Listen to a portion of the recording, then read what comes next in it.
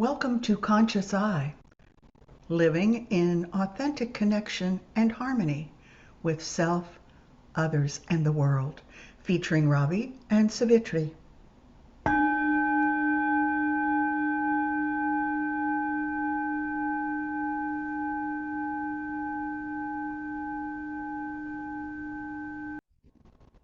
I'll say good morning, Savitri. Good morning, Ravi. And today we are going to dive deep into the subconscious. And I have to say, this is a great time for us to be doing this particular topic in shadow work. The moon is currently in Scorpio, and Scorpio is known for being very deep and intense and bringing up things that sometimes we don't really appreciate. Sometimes those things come up and we go, oh, really? That's not me. Mhm. So I want to welcome everybody today and put your seatbelts on. We're going to take that deep dive into Scorpio and shadow work. Shadow work. And you said it right off the bat. We're going into the unconscious because that is what shadow work is. That shadow side of ourselves is just that unconscious part of ourself that our ego doesn't want to see or doesn't want to recognize. That's not me.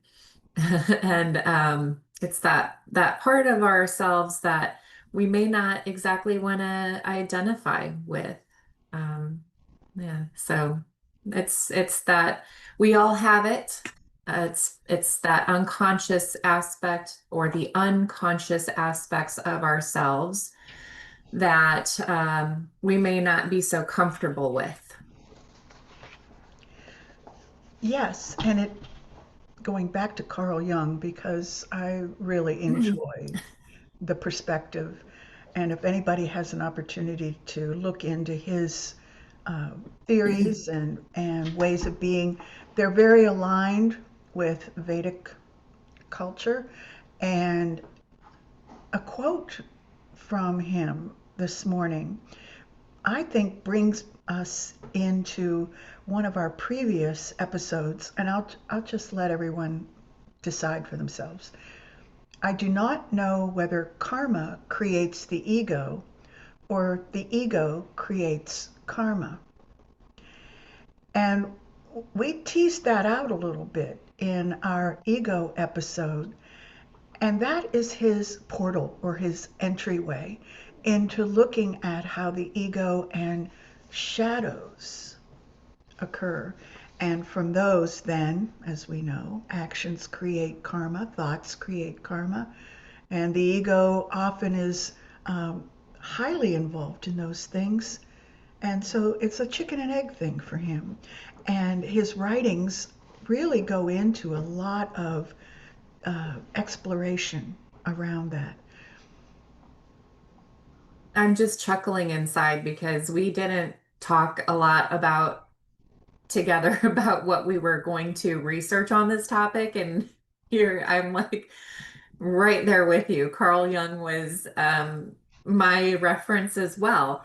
Unless you learn to face your own shadows, you will continue to see them in others because the world outside of you is only a reflection of the world inside of you. Carl Jung. Yeah. So I think And the we Vedas. And the yes, yes, Vedas. Mhm. yes. So we had the same reference point. And how do we see our shadows? That's because it's the parts of ourselves that we don't want to recognize or can't recognize because that unconscious part of ourselves, it's always there, but that's unconscious. We're not aware of it. We have to bring awareness to it. Mhm. And so we see our shadow self through triggers, what Mhm. triggers us, Mhm. patterns of unconscious behaviors. So if we start reflecting on the behaviors that get us into situations or those, why is this always happening? Why does this keep happening? If you're asking that question and you start paying attention to the patterns of thought and behavior, that can be indications of our shadow selves. And also, our emotions are a great guide to our shadow selves, whether that's through anxiety, fear, depression. Those are some guides that can help us become aware of our shadow self. Because how do you how do you recognize something that you can't see? How do you become aware of something that you're not aware of? That's the question with shadow work. It's how do we start reflecting so that we can see those parts of ourselves that we've either forgotten or abandoned or repressed? Yes. And the interesting thing also about Carl Jung is that he writes around the concept of dreaming and Mhm. visions coming in during that time. And just a placeholder for the future. Another topic we could look at is uh, the Vedic alignments with that, having to do with being awake and asleep, and their different phases and different ways of being each way. And they bring out different qualities that you were describing. How do you know that if you dream something, it's really bringing up a shadow? Sometimes we work things out in our dreams. You know, things happen during the day, and maybe they're triggers, maybe they're just intense, or maybe they're things we didn't even notice. And suddenly, people or symbolic people show up in our dreams where we act it out again. And then there's the whole, I'll just say, issue of remembering our dreams and keeping a journal in a way that that illustrates a productive way to connect to our self and our karma that may be involved with any of those shadows that show up in dreams and visions.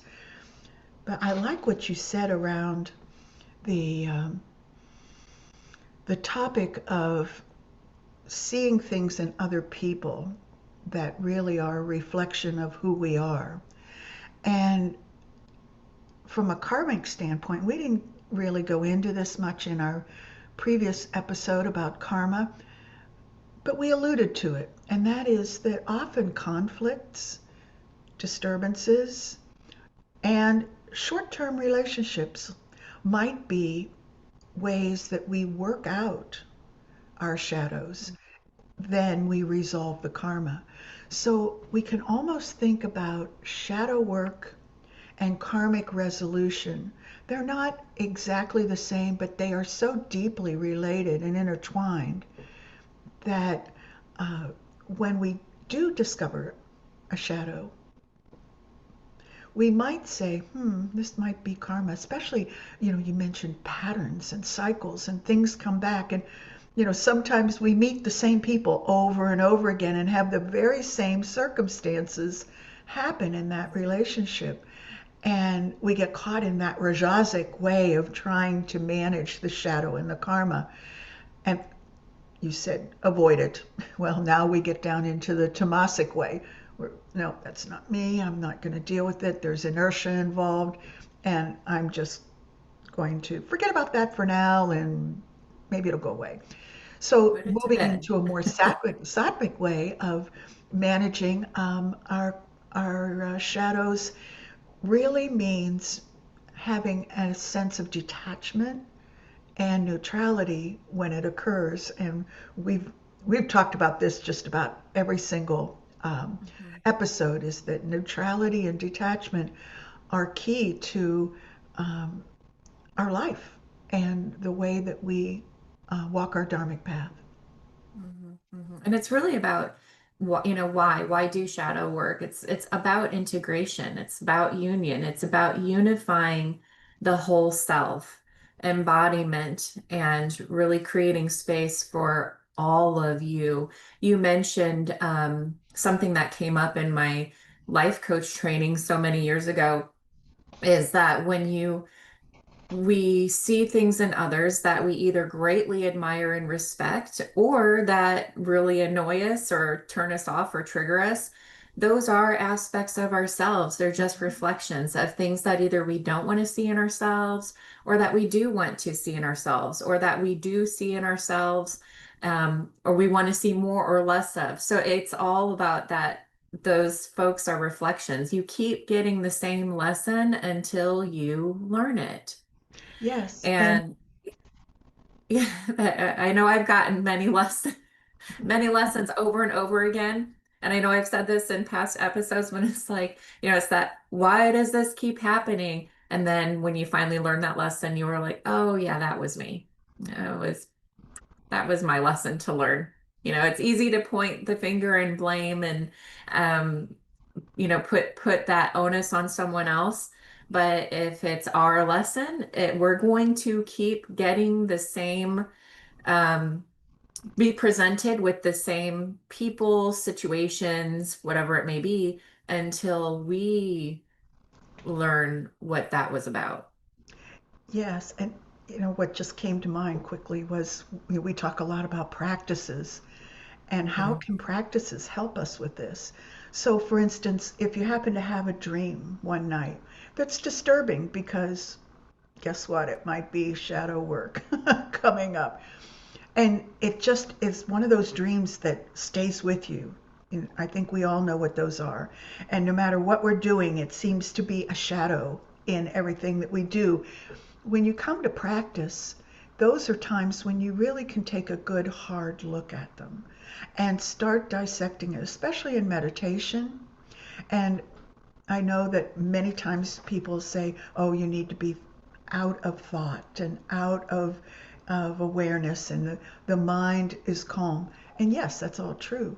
At the same time, meditation can be a process for addressing some of these things where you are alone with yourself and you can have that energetic conversation or energetic dialogue and say, okay, what's my role in this?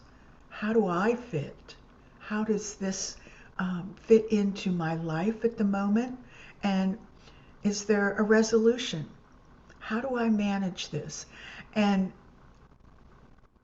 there's a trap, which I know we all have been hearing about, and that's spiritual bypassing. So I don't mean that. I mean, let's do the work. And you have said that many, many times. Just like I say, there's no silver bullet. You say you need to do the work. So coming into practice and sitting and looking calm and relaxed doesn't mean you're doing the work. The work happens when you choose to make it happen. And so just a little sidebar on one way that I've found to be really helpful for me is that I have that quiet time where I can address it, really take a look at it, and decide, be discerning about it. Yeah. Mhm. Yeah, it can be really triggering to sit in meditation, especially Kundalini meditations that do bring up a lot of the unconscious garbage.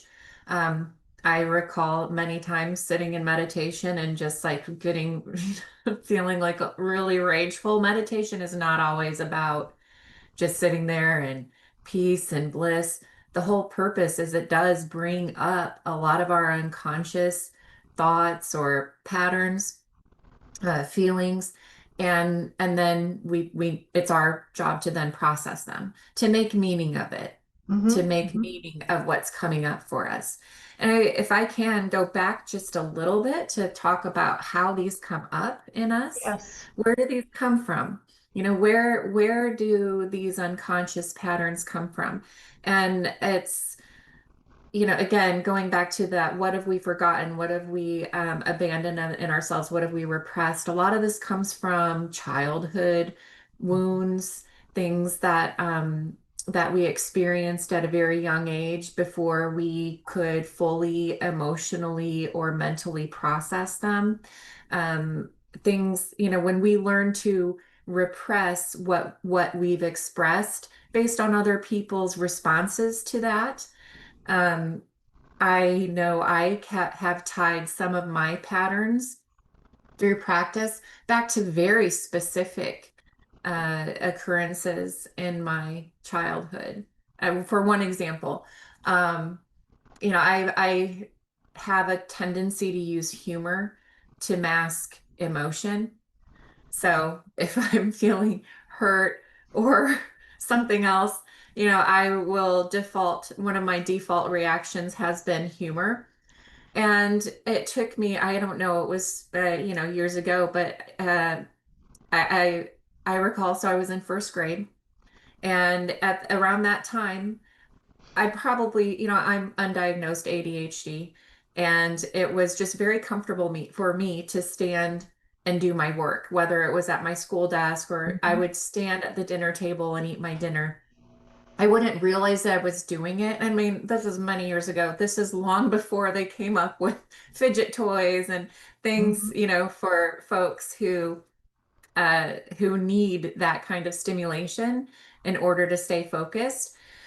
So I just remember I would be coloring at school, and I'd be standing by my desk, and my first grade teacher kept telling me to sit down. And she finally said, Jenny, because that's what I was called then. I could Mhm. go by Jennifer or Ravi now, but oh boy, if you call me Jenny, I know you knew me from a long time ago. And she said, if you get up one more time, I'm going to tie you in your chair. And I thought, well, I better sit down and do my coloring. And I tried so hard. And the next thing I knew, I heard my name being called, Jenny. And I was like, dang it, standing at my desk coloring. Mhm. And so, sure enough, she tied me in my chair with yellow yarn. And of course, the whole class was laughing. And of course, I was incredibly embarrassed. So, I slid out from under. Like she didn't tie it very tight, So I just slid out from under, and I was like, I can still get out. And then all the kids were laughing, but I made them laugh, right? So Mhm. now they're laughing with me instead of at me. Right. And then she said, well, but you won't. And she tied it tighter. And then I was like, okay. But I can really tie my use of humor as a deflection to that moment that was incredibly embarrassing. But that was my way of protecting my emotions at that very young age, and it carried out Mhm. through into adulthood. Mhm. Now that I recognize that, I mean, I still use humor a lot, but but when I find myself deflecting through humor, now I can take a step back and really say, okay, what's going on? What am I really feeling? Or what needs to come up? Because that has been a default reaction for me. So that's just one Mhm. example of how something that happened at a very young age really carried into my life and how I used it as a way to protect myself from harm. Well, and it goes beyond protection. It is an alert system because when that happens and you default to humor, you think, like you said, what's going on right now? So then you can take a different look at the circumstances and really become a little more um, acutely aware of what's happening and make decisions about, well, is it something that's me or is it something out there that I don't have to be worried about or deal with? And that's probably another layer of ways because the first bottom layer is when the ego gets hit by something, the emotions start to erupt in whatever they may be. And for you, it's joy and laughter. Those emotions erupt. So it doesn't always have to be anger and sadness and hurt and all of those things that we often think about that shadow work brings. So we may have a different response, but the response is one that um, gives us an alert if we learn to attach the event, the circumstance, and our response. And that's what you did at a very young age. You were able to do that. So uh, that's a very cool awareness that I think if anyone else out there has a different way of coming to what you called a default way Hmm. of dealing with it, put it in the comments. What works for you? When do you know you have a trigger to a shadow? And then what might you do to either confront it, address it, and let it go away? And how much of it do you feel is karma? So we would love to see the comments around this. We all do things differently. We all have shadows.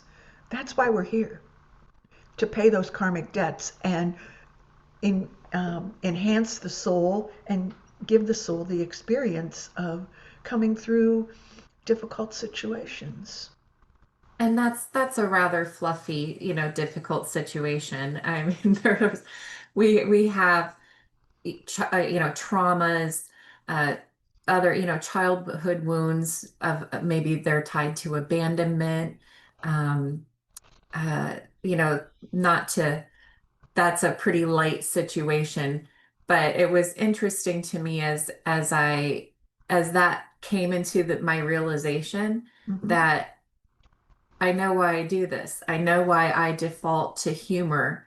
And it really, I could tie it back to that because I can remember that moment so clearly. And I don't remember a lot from my childhood, but Well, we can that was a remember big the deal. moments that impact us. So, Yeah. um, even though it's a bit fluffy, we also, there are other wounds that can be deep and way more hurtful than that, and also samskaras. We may Mhm. bring some things into this incarnation with us that maybe have to do with beyond this particular time and space. Yeah, the past life karma coming up that brings those shadows with us when we arrive becomes part of our to do list for this lifetime. You're going to get this experience, can't tell you when, won't tell you what it's going to look like. And by the way, you need to forget it because when it shows up, you have to solve the mystery of what it is, why it's here, and how to deal with it. So, in lots of ways, we go back to that lifetimes by lifetime by lifetime is a mystery to go back to finding out who we are, why we're here, what kind of karma do we had we chosen or do choose to resolve. So it's a And how, different way of looking how at life. Hmm. And how can we heal through that integration? Yeah. Um, and not just ourselves, but maybe even ancestral lines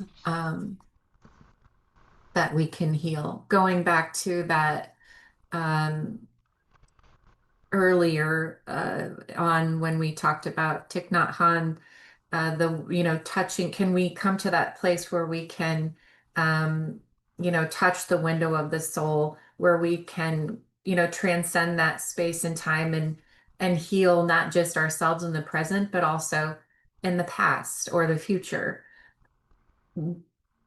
Through our own intention here, we can accomplish so much, Hmm. beyond what we can touch in the physical world. Yeah. It's a big topic. I think we will return to this uh, if you're interested in having another dialogue around it at some point and start looking at the ways that this all comes together. Uh, One of the other quotes that came from Carl Jung is he says, "Our minds have a way of shielding us from the uncomfortable truths and myths we don't want to confront." And so I go back to practices when we are able to really know our minds and hold our minds accountable, then we can be neutral in the way that we find these things and they show up. And then we're not shielding, we're pulling the shield away and taking a step into real growth, spiritual, emotional, physical, mental, all the way around in this lifetime and for future lifetimes. Yeah, Right. And it doesn't have to be just through meditation practice right. or yogic practice. You can, breath work, of course, I think is an incredible practice because we hold grief in our lungs. Mm-hmm. And by activating our breath, we can clear a lot of grief that we hold. But it might be wound mapping or journaling or writing a letter to your little self, your Mhm. childhood Mhm. self. It might be affirmations or just the practice, various practices of self-compassion. It could be somatic movement. There are a lot Right. of ways for us to process, recognize, and integrate our shadow self. It doesn't just have to be done through meditation or yogic practice. There are a lot of ways that we can work with that integration. Um, and also recognizing it. I think uh, just noticing the emotions that are associated with our shadow self, like shame, guilt, embarrassment, anger, sadness, jealousy. That's another one. Regret, and of course, fear. When those emotions are coming up for us, how we can notice those triggers, then we can recognize the patterns that arise when, our patterns of thought and behavior, when we recognize those triggers, understand our projections. How do we project that onto others? And like you said, pay attention to our dreams and explore the meaning of our dreams and um, how what we're processing on a subconscious level as well. There's a lot of ways to integrate the shadow self. It's like, it's if you don't, I always have thought, if you don't feed all aspects of yourself, the aspect that you don't feed will become starving and will devour you. Mhm. We have to provide that kind of attention and care to all sides of ourselves, even when it's difficult. And that's really done through self-compassion, which was really a hard concept for me to come to terms with. Um, it's that idea, well, if I'm not hard on myself, who is going to be? And, how am I going to get ahead in life if I'm not hard on myself? I remember completing my master's degree in organizational leadership, and we did, um, a chapter on positive psychology, and I was so resistant to that idea, Mhm. so resistant um, to focusing on the positive aspects. How can you improve if you don't point out what's wrong? Right. And Mhm. that was a really tough hurdle for me to get over, and I'm still working on it. I'm still overcoming that hurdle of uh, self-compassion. Yeah, you mentioned the positive psychology, and I share some of those same opinions and responses. In that right now we are living in the world of um, massive amounts of positivity. And you look at social media, just about every other post has something that is uplifting or encouraging us or even telling us to do this so that we can be more positive in our lives. And there's a fine line, I think, and what you're talking about is the balance. There's a fine line between being um, over abundant or even addicted to the positivity way of being without recognizing the shadows. So we have to hold both of those in a way that ultimately is a positive outcome. If we leave that shadow without tending to it or eliminating what it is in our lives, it doesn't matter how much positivity we have, it's still going to be there. And you're right, it will devour all that positive energy. So, thinking about as we're all exposed to a lot of positive and a lot of shadow work information that's out there, that there is a balance and being able to, and we've talked about this in many other ways in our other topics, being able to hold a both and being honest and authentic They both take a lot of energy. Mhm. So if you start thinking about where you're going to put that energy and how it might um, provide a result for you, then that's the discernment piece in being able to hold that balance. And one more thing about the depth psychology, which is what we've been talking about, depth psychology, and Carl Jung is definitely in that category. He talks about the psyche. The process of the psyche is partly conscious, partly unconscious, and partly semi conscious.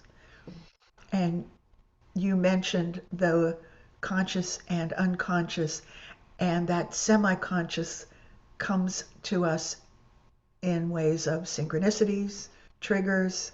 Maybe it's, and you mentioned somatic movement. I lead a couple of those a week, and people come with different concerns about their body. Maybe there's some illness going on, or maybe they have a lot of pain. And it's not just organic. We talked about the lungs, you mentioned those, the joints, the whole body is a catalog of everything that we've experienced on that continuum from one to the other.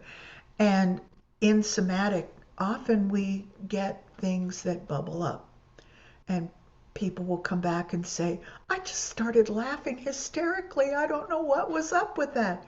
And then someone else, very same day, very same movements, might send me a message and said, I'm exhausted. I sobbed for about 15 minutes during today's class. So the important thing is that when um, we do somatic work, that you have a resource, a human being or a resource of some type that can continue to support you as you go through this shadow work.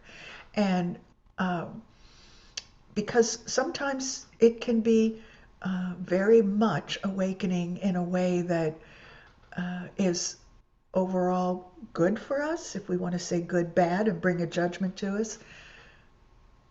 But the little journey along the way during that time may not feel quite like that. Mhm. It's yes, it can bring up a lot of uncomfortable Yes. feelings, a lot of discomfort, and both our well, in our mind, in our emotional body, in our physical body. We do hold our issues in our tissues, Yes, we do. and um, and it takes it's a constant unfolding and peeling away of layers Mm-hmm. to get to the root. Sometimes I, as another example, just I remember being when I was doing my teacher training in Bali, and I asked, I these wounds just kept reappearing. And I finally, in frustration, and I think I maybe mentioned this, so I'm sorry if I'm on repeat, but um, I was so frustrated. I was like, I know why this is coming up. I know what it's about. Like, but why does it keep coming up? Like, it's time for it to just be put to bed, time for it to go away. And so it's like, I've done the work. I've done the work. Why isn't this healed? Why isn't this better? There's a lifetime of unlearning, and that's where that self-compassion comes in. It's so important. Each time Yes. it shows up, just to say, imagine it's a little kid looking at you, like, hey. And instead of being, what are you doing here again? Can we turn to that part of ourselves and say, oh, hey, there you are. What do you need? Yes. What are what what's coming up for you? Why are you here? How can I how can I help you? We have a tendency to, at least I do, when I think we those all when do. those Yeah. when those difficult moments come up, to be like, oh God, this again. Um, Whereas if we can take a moment to sit and go, oh, I see you. Mm-hmm. What is this about? We can approach it in a welcoming way rather than a way where we're pushing it further away. Yes. Can we welcome that in Hmm. so that it can finally, just be put to bed. Um, Yes. You know, that's interesting you should say that. And the thought just emerged for me is that when we first started our dialogue this morning, we were talking about it being conscious, unconscious, and then brought in the fact that it's semi conscious when we actually get a little clue here and there what it is. I wonder if there are ways that we can each, on a personal basis, celebrate the fact that they're coming up. Whether it's the laughter, uncontrollable laughter and joy release, or whether it's the sobbing and sadness and grief release. We celebrate the fact that we are actually getting messages. We are diving in and doing the work. And so each one of those, I'll just say in my opinion, uh, deserve a celebration. It's like, yay, now I know about this. Now I can do yes. something about it. And Right. mhm, Because while it's unconscious, we're just in that cycle of repeating, that cycle of repetition, that cycle of um, just, and perhaps even more deeply ingraining that neuro pathway mhm, because it's what is comfortable for us, even if it's not what's best for us. We often react in ways that are more comfortable for us because it's our default reaction, even though it's not the most beneficial for us. mhm. Building new neural pathways is not fun. It's not No, easy. it's It's hard work. like it's Mhm, it's like taking your bike out of a rut that it's been riding in for a very long time, and it's nice and smooth there. But, and getting out is really scary because your bike wobbles and you might tip over and you might fall down. And then you get on this new path and it's bumpy and you're not quite sure where to go, but it's staying. There's no value or there's no benefit to us to stay in that deeply rooted path that keeps us repeating the same patterns of thought or behavior that keep leading to these same outcomes mhm. that are not preferred, essentially. Um, if we want new outcomes, we have to do different things. Doing different things is hard at first until we repeat them and create that new pathway. So Yes. it is an uncomfortable process. I Mhm. always think of it as like, you're heading in one direction. You've got to stop that bike. You've got to slow it down, pedaling in the opposite direction. You're like, oh my God, this is taking, so slow. But eventually, through repetition, it gets easier, it gets easier, it gets more smooth, it gets more comfortable. And when we start to see the different outcomes, because those take time, then it feels more rewarding. But Yes. there's a gap between the change in behavior and the reward for that behavior. And that's what we have to get through. And to me, that's where practice really comes in. It gets you through that gap of starting the change in behavior and actually seeing the results of the behavior because that space is not a comfortable space, to Yeah, be and you sure. mentioned in Bali where it came, you had something come up and you're like, oh, it's there again. I thought I dealt with it. And that's the other thing about shadow work and karmic resolution is that we do have a trial and error ambience in life with a body. And so it sounds like a good idea. I'll do it this way this time. And then suddenly it comes back again and it can build some frustration. It can even build a sense of failure. The Mhm. we don't always come up with the best idea at that moment. And maybe we needed to try that to rule it out. Okay, that didn't work. Let's try this one over here this time. And if you can kind of take an exploratory way, again, I fall back. I talk about this, but let me just tell you, it's theoretical. In practice, yeah, Easier said I than don't I done, don't admit to always. getting there. Right. But you can try to look at it and say, okay, well there's another choice. I'll try that. And then you get a result. Maybe it's what you needed, wanted, and expected. Maybe it's something totally different and not the one. And you come back to that same shadow in the same way again. But you're always learning and growing and getting new information and figuring it out along the way. So we discern the best opportunity at the time. That's all we can do. We live in the present moment and just hope for the best when we And try. practice self-compassion. Forgive Hmm. ourselves when we do make a mistake. Because I find, at least in my personal experience, when I'm going through a really hard lesson and I think I've got it, and the universe throws me something that's the same, but just slightly, it's packaged just a little bit differently, and Hmm. I fall for it. And I fall into a default reaction, and then you get that result that's not preferred, and you're like, again? And it takes a little bit of self-compassion to forgive ourselves, to trust ourselves, and to, again, trust ourselves to discern differently next time. Yes. Every Um, morning when we wake up, we remake ourselves.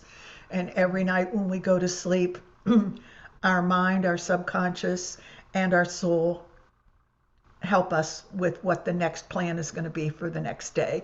So we have that cycle going on, and we move through this lifetime the way we do.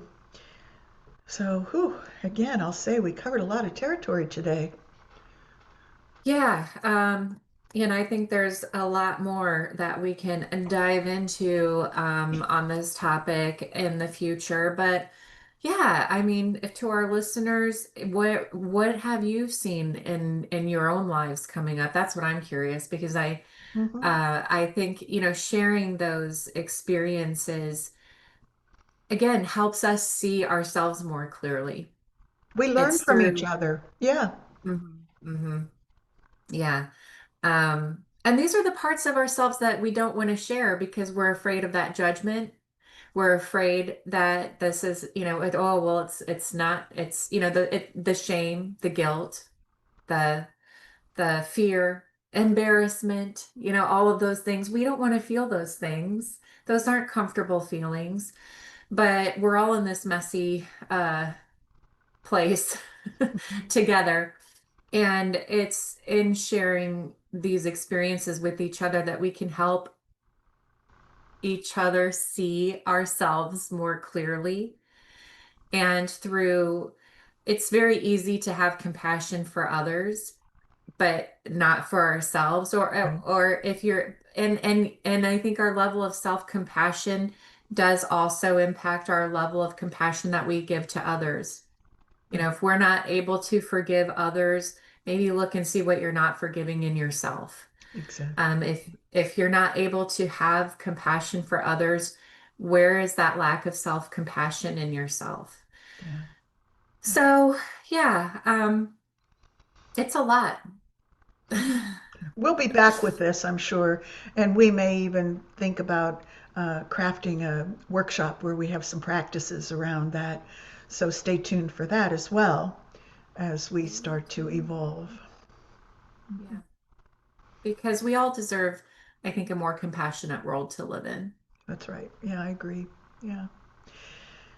Okay, well, thank you everyone for being with us today and or tonight or tomorrow or whenever it is that you find us and have a moment to listen. And please like and share. Uh, know that we would love for people to um, bring us back some information about uh, each of you. We're a community, and communities bring support to each other. So, Yeah. yeah. What would you like to hear? What would you like us to share? Or what would you like to share with us? You can always let us know at Conscious Eyes 108 at gmail.com. And that's Conscious EYES 108 at gmail.com. Or you can comment in our YouTube video. Yeah. Okay. Well, Namaste. thank you. Thank you for being here. Sat Nam.